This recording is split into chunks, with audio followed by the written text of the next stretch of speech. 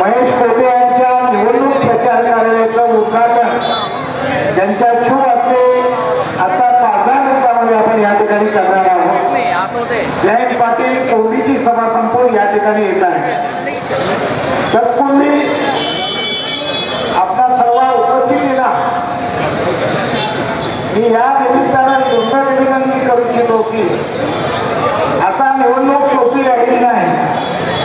ज्यांनी या मतदारसंघामध्ये गेली 4 टर्म निवडणूक लढवली आणि एकतर्फी विजय घेण्याचा प्रयत्न त्यांनी केला,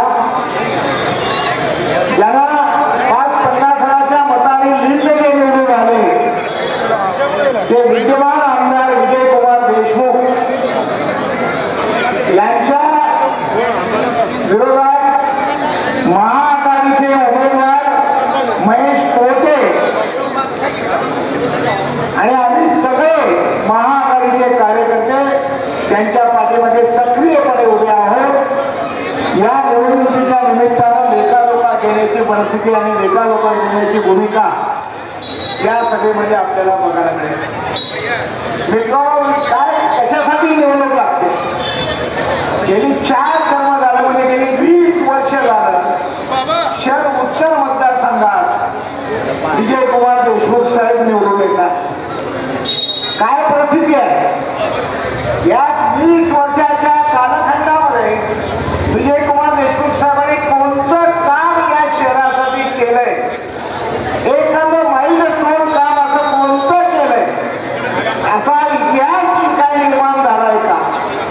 असं काय घडलंय का? बघा, गेल्या 20 वर्षात फक्त या शहरामध्ये विजयकुमार देशमुख साहेबांना जनता एकतर्फी निवडून देते आणि एकतर्फी निवडून घेतलेल्या जनतेच्या मताचा आदर करत फक्त गल्लोगल्ली मंडळामध्ये फूट पाडणे, 2 मंडळ 1 मंडळाचे 2 मंडळ करणे, घराघरामध्ये भांडण लावणे, तिथल्या मंडळामधला कार्यकर्ता फोडणे, 2 मंडळ करणे, 4 मंडळ करणे। आणि विजयकुमार देशमुख साहेब फार चांगले आहेत, कारण ते कुणाच्याही लग्नाला, कुणाच्याही साखरपुड्याला, कुणाच्याही मुंजीला हजर राहतात। अशा प्रकारची भूमिका समाजामध्ये सुरू झालेली आहे। मला सांगा, या शहराचा विकास काय केला? तुमची सत्ता सोलापूर शहरात महानगरपालिकेत तुमची सत्ता आहे, राज्यात तुमची सत्ता आहे, देशात तुमची सत्ता आहे। मग देशापासून राज्यापर्यंत आणि राज्यापासून गल्लीपर्यंत तुमची सत्ता असताना या शहराचा विकास करण्याची संधी तुम्हाला जनतेने दिली असताना, एक नाही गेली 20 वर्ष तुम्हाला एकतर्फी संधी दिली असताना आपण या शहराचा विकास काय केला? महानगरपालिका ठप्प झालेली आहे। 650 कोटी महानगरपालिकेला 650 कोटी महानगरपालिकेला स्मार्ट सिटीचा निधी आला। मला सांगा, स्मार्ट सिटी खाली या शहरात कुठे एक काम झालंय का? कुठेतरी एक काम झालंय का? मला दाखवा। 650 कोटी स्मार्ट सिटीचे कुणाच्या लक्षात लागते? काय केलं आपण या शहरात? गेली महानगरपालिकेची सरकार तुमची आहे, महापौर तुमचा आहे। महानगरपालिकेत आपण गेली कित्येक वर्ष 5 दिवसाला पाणी मिळते, 5 दिवसाला पाणी, आता 6 दिवसाला पाणी पुरवठा। सोयरी पाईपलाईन मंजूर आहे। सुशील कुमार शिंदेने NCB पासून 250 कोटीचा निधी दिला, 200 कोटी सरकारचे घातले आणि 450 कोटी शिल्लक असताना सोयरी पाईपलाईनचं काम आतापर्यंत आपण करू शकला नाही। लोकांना वेळोवेळीचा पाणी पुरवठा आपण देऊ शकला नाही। दररोजचा पाणी पुरवठा देण्यामध्ये आपण यशस्वी झालेला। आपल्या या कारकिर्दीला आपण परिवहनचे मंत्री झाला, राज्याचे मंत्री झाला, पालकमंत्री झाला, लाखो रुपयाचा निधी आपल्या हातात आला। गेली 20 वर्ष, गेली 10-15 वर्षाचा महानगरपालिकेचा वर्षाला समजा 100-200 कोटीचा निधी तो सुद्धा कुणाच्या देशात घातला, कुठे वापरला, काय शहरात विकास केला? आपण बघा, गेली कित्येक दिवस झालं असलेलं विमान चालू विमानतळ बंद केलं, ते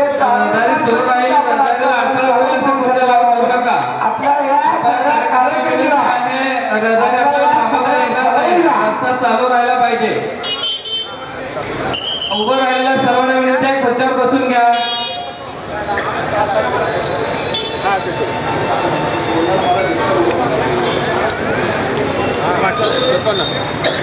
आणि मग गेली विमानतळाचा प्रश्न आपण सोलापुरात जर पाहिला असेल तर भारतात छोट्या छोट्या सिटीला विमानतळ झालेलं आहे, पण आपल्या सोलापूरला विमानतळ अद्याप चालू आहे. ते विमानतळ बंद पाडलं आणि चिमणीचं कारण चिमणीचं कारण दाखवलं आणि चिमणी सुद्धा आपण पाडून टाकली. म्हणजे या शहराच्या विकासाला खीळ पाडण्याचं काम, या शहराच्या विकासाला अडथळा करण्याचं काम, या शहराला भकास करण्याचं काम आपण गेली कित्येक वर्ष करत आहात.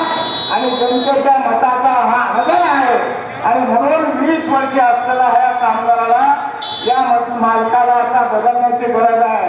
आपल्याला आता मालकाची आवश्यकता नाही, जनतेच्या सेवकाची आवश्यकता आहे. जनतेचा सेवक आवश्यकता आहे, मालक या आता आवश्यकता नाही. गेली कित्येक दिवस या शहराच्या अस्तित्वाला कोणामध्ये विमानतळ मंजूर आहे, 1,400 कोटी रुपये घालून जमीन खरेदी केली आहे, पण कोणामध्ये विमानतळाचा काळी सुद्धा आणली नाही. शहराचा पाणी पुरवठा नाही, महापालिकेच्या निवडणुका नाही. काय तुम्ही कारभार करत आहात? या शहराला विकासाकडे घेऊन जाण्याची अगदी स्वतःच्याकडे आपण घेऊन चाललेला आहात. आपल्या अस्तित्वाला, आपल्या कार्याला आणि आपल्या याला काय म्हणावं हे समजत नाही. म्हणून भारतीय जनता पक्षाच्या या उमेदवाराला, आपल्या महायुतीच्या या उमेदवाराला आपण घरी पाठवण्याची आवश्यकता आहे. मालक तुम्ही आता घरी जा आणि आम्ही आता महाआघाडीचा, शरद पवारांच्या विचाराचा, शरद पवारांचा पायीच असणारा कार्यकर्ता महेश कोठे याच्या पाठीमागे खंबीरपणे आपण आपलं पवित्र मत देऊन तुमच्याकडे आपलं पवित्र मत द्या अशा प्रकारची विनंती करतो. महेश कोठे, तुम आगे बढ़ो, हम तुम्हारे साथ आते रहेंगे, तुम चलते रहो, हम पीछे आते रहेंगे. या भूमिकेतून, या विचारातून आपली वाटचाल करत राहणे अशा प्रकारची भूमिका देतो आणि पुन्हा तुम्हा सगळ्यांना करतो उपस्थितांना जाहीर आवाहन करतो की आपण आपलं पवित्र मत तुताला देऊन उद्याचा भविष्यकाळ उज्ज्वल करण्यासाठी, या शहराचा इतिहास बदलण्यासाठी, हे हुतात्म्यांचं शहर आहे, सिद्धरामेश्वरची पावन नगरी आहे, या नगरीचा पुन्हा इतिहास उज्ज्वल करण्याच्या दृष्टीनं, आपण वाटचाल करण्याच्या दृष्टीनं महेश कोठे यांना आपलं पवित्र मत देण्यासाठी आपण प्रत्येकाने 100 मताची मदत करा. इथे बसलेल्या प्रत्येकाने 100 मताची मदत केली तर कोठेंचा विजय निश्चित आहे. हे आपल्याला धराई करून चालायला हरकत नाही. आता मला तुम्ही निवडून येण्याची शक्यता नाही. तुम्हाला माहीत नसेल, मागच्या 2009 साली महेश कोठेची गाडी मी पवित्र केली होती म्हणून तुम्ही निवडून आला. 2009 साली मी महेश कोठेची गाडी मी पवित्र केली होती म्हणून तुम्ही निवडून आला. आता तुमची गाडी मी पंक्चर करणार आहे, तुमची गाडी पंक्चर